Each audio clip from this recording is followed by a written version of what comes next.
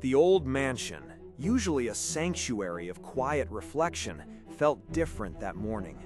Professor Charles Xavier sat in his study, the sun streaming through the stained glass window, but his mind was not at peace. A strange tremor had begun just before dawn, not an earthquake, but a seismic shift within his own fragmented memories. He'd been piecing together the broken mosaic of his past, a meticulous process of self-discovery after so many years of focusing outward. Today, however, the fragments refused to cohere. Instead, they twisted into grotesque, unfamiliar shapes, hinting at something deeply unsettling. He saw flashes, a sterile laboratory, the gleam of metal, and a child's hand, small and reaching, that felt eerily like his own, yet somehow alien. For years, Charles had dedicated himself to understanding the human mind, to nurturing its potential.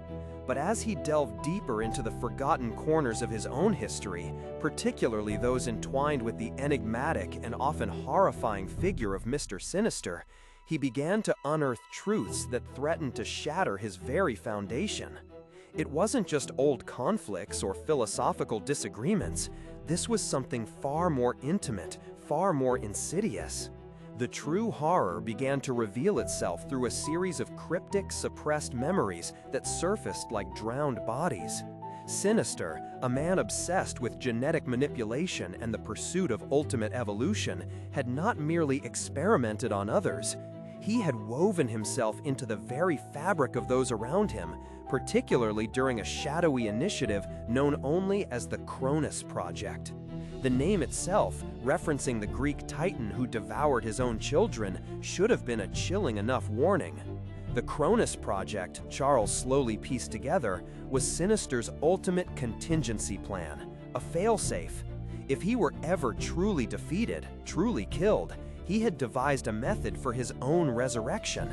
And this method was not some grand scientific marvel in a hidden lab, but something far more personal and violating. He had inserted enough of his own highly potent genetic material into a select group of child subjects, carefully chosen for their potential, their latent abilities, and their unwitting innocence. And Charles Xavier, the future founder of the X-Men, the beacon of mutant hope, was one of them. The realization hit him like a physical blow. Sinister hadn't just experimented on him, he had seeded him. Charles's own body, his very being, contained the blueprint for Sinister's return. The purpose was clear. Upon Sinister's demise, his consciousness, his personality, his very essence could potentially awaken within one of these genetically primed hosts, taking over their bodies and subsuming their original identities. Charles was not just a survivor of Sinister's past machinations, he was a potential vessel, a living, breathing, ticking time bomb. As these horrifying truths unspooled, another figure emerged from the depths of his recovered memories, Amanda Mueller. An old research scientist deeply involved in the Cronus Project, Mueller was not driven by loyalty to Sinister, nor by any moral qualms. Her ambition was far more primal and self-serving. She coveted the power embedded within these potential hosts. She saw the Cronus Project not as Sinister's failsafe, but a vast, untapped reservoir of power that she, if she played her cards right, could claim for herself. Mueller's ambition led her down a path of unspeakable treachery. As Charles remembered more, the unsettling pattern of accidents and disappearances from his youth, dismissed at the time as tragic happenstance, began to make chilling sense. Mueller had systematically attempted to assassinate the other potential Cronus hosts, not to eliminate the threat of Sinister, but to reduce the number of potential vessels, thereby increasing her own chances of harnessing the power within them, or simply removing rivals for what she saw as her inheritance. Each death, each unfortunate event, was a calculated move to consolidate her morbid claim. The weight of this revelation was immense.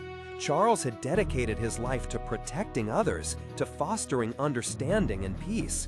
Yet here he was, discovering that his very existence had been compromised from within, used as a potential weapon by his oldest enemy. Every heartbeat, every breath, every thought was now shadowed by the knowledge that he carried the potential for Sinister's resurrection. His own identity, the very core of who he was, felt fragile, tainted.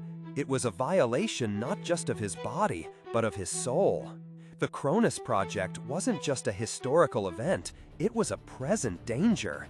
This ticking time bomb he never knew existed was part of his own biological makeup, a constant, silent threat. It shifted his understanding of himself, of his relationship with Sinister, and of the profound ethical lines that had been crossed in the name of twisted science. How could he protect a world from threats when one of the most insidious threats resided within him? This story of Charles Xavier and the Cronus Project serves as a powerful reminder that sometimes the most dangerous secrets are those hidden within ourselves, woven into the very fabric of our being by the hands of others.